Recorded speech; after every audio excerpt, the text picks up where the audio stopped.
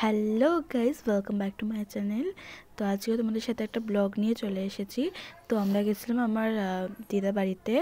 আর আমরা গেছিলাম বুধবার ওই সন্ধ্যের দিকটায় পৌঁছেছিলাম। তো সেদিনকার কিছু ক্লিপ সেরকম নেওয়া হয়নি।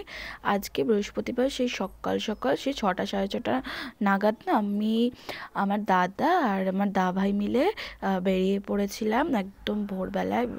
বেশ গেছিলাম হচ্ছে এখানে বগুলা, আমার দিতে পারি বগুলা, এখানে একটা চুন্নি নদী আছে, সেইটাই দেখবো বলে একটা সকালবেলাটা এরকম একটা নদীর একটা দারুণ হাওয়া উপভোগ করবো বলে আর কি আমরা 3জন মিলেই গেছিলাম। তো আর কেউই যায়নি, আর সবাই প্রায় ঘুমিয়েছিল। আমার দিভাই যায়নি, ও ঘুমিয়েছিল। তো এই যে তোমাদেরকে আমি চারপাশটা একদম দেখাচ্ছি, ওইদিকে আমার ভাইও ভিডিও করছিল। তো চারপাশটা দেখাচ্ছি তোমাদের যে এতটা সুন্দর। আর এখানে না রাস্তাটা না হালকা করে নতুন করেছে, দুই সাইড দিয়ে একটু বাড়ি নতুন করেছে। তো এই জন্য বেশ এখন না বেশ হাঁটতেও ঠিক অত সুবিধা হয় না।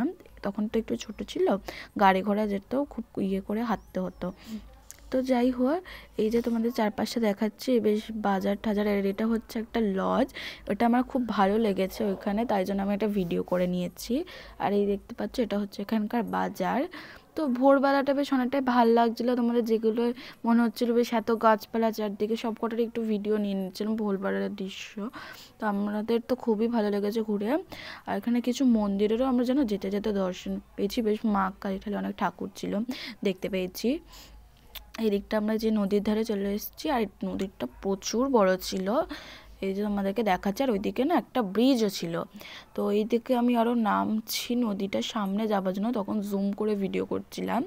আর এই যে সামনে যাচ্ছিলাম, ওই দেখো ব্রিজের কথা বলেছিলাম, ওই যে ব্রিজটা।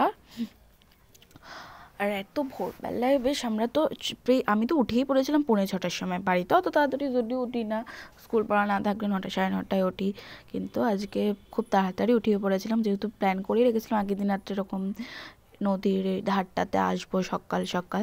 তো চলো আজকে ভিডিওটা এইটুকুই, টাটা বাই।